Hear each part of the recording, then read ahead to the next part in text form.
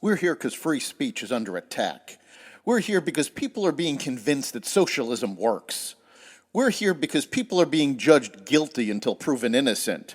We are fighting back with facts. This is not a safe zone, so buckle up, Buttercup. This is the raw, naked truth.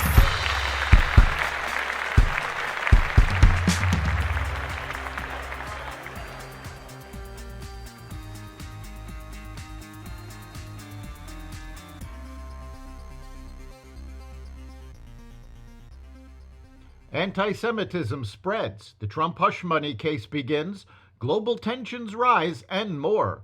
Welcome to the Raw Naked Truth. I'm your host, Eric Lupkin, and here's the news you need to know. Jurors have been selected and opening statements will start today in the Trump hush money case, in which the former president is accused of paying Stormy Daniels to stay quiet about an affair in order to interfere in the 2016 election.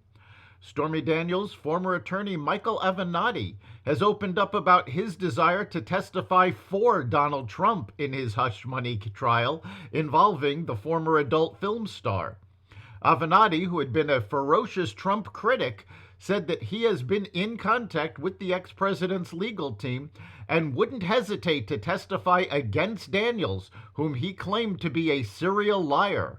The disgraced litigator is currently serving a 19-year jail term for a combination of crimes, including stealing $300,000 in book advance money from Daniels. Avenatti disclosed that he has been in touch with the former president's legal team and would like to testify for him in the hush money trial. Although Avenatti kept the details of his contact with Trump's team secret, he shared that he believes the trial is politically motivated and that Trump would win the election if it were held today. The Orthodox rabbi at Columbia University and Barnard College sent a message recommending Jewish students leave campus and go home, as pro-Hamas agitators have continued an encampment on campus, and participants were caught on camera espousing full-on support for terrorism and supporting violence towards Jewish students. In a WhatsApp message sent to hundreds before the start of Passover, Rabbi Eli Buchier, director of OULGIC at Columbia Barnard, told students to leave as soon as possible until the situation improves, noting that what we are witnessing in and around campus is terrible and tragic.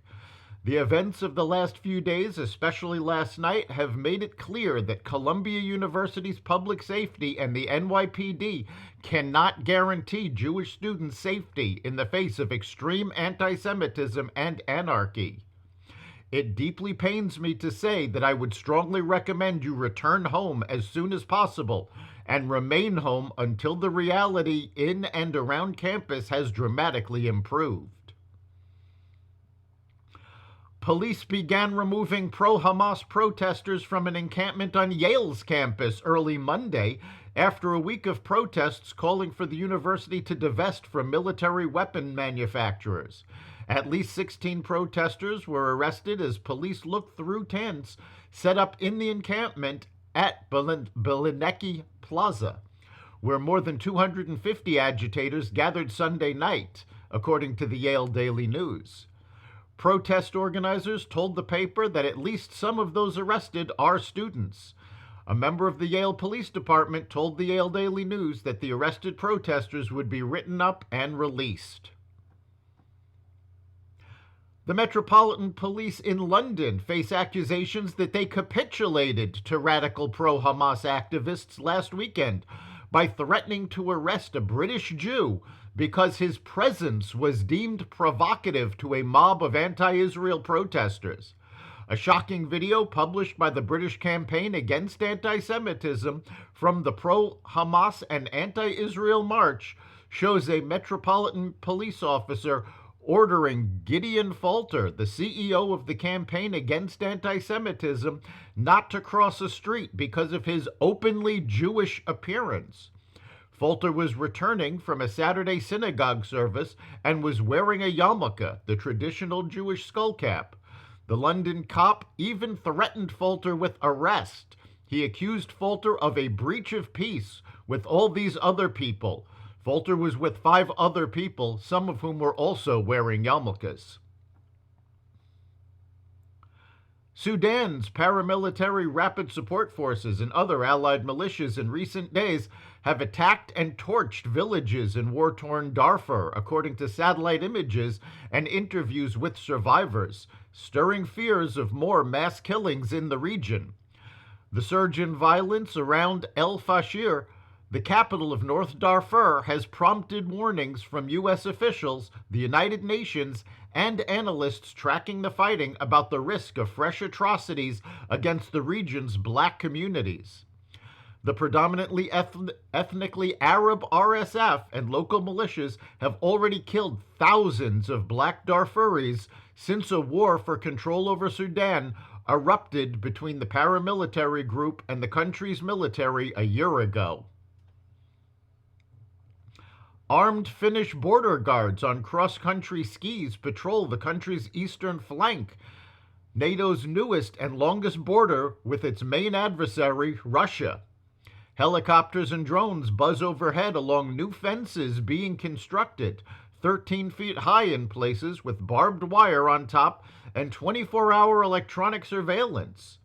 The new measures are meant to protect Finland from increasingly aggressive Russian operations. Those have included waves of migrants, which Helsinki says have been sent by Moscow to overwhelm the country's remote borders in recent months.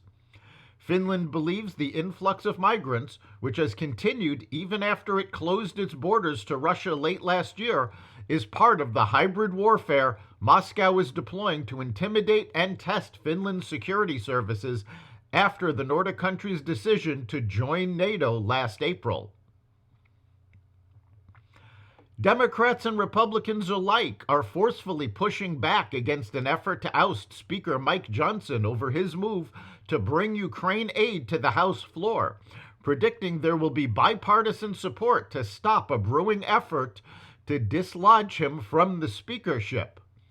Less than 24 hours after the House passed a $95 billion foreign aid package, delivering billions to Ukraine, Israel, and to Taiwan, Representative Marjorie Taylor Greene said on Sunday she is not backing off her plan to try and oust Johnson.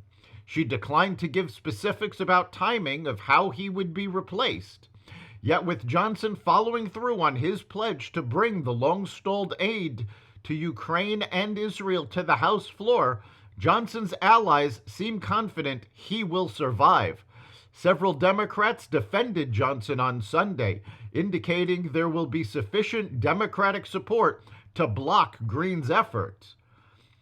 Greene has showed herself to be unwilling to work with Democrats to get any House business done. That's the Raw Naked Truth.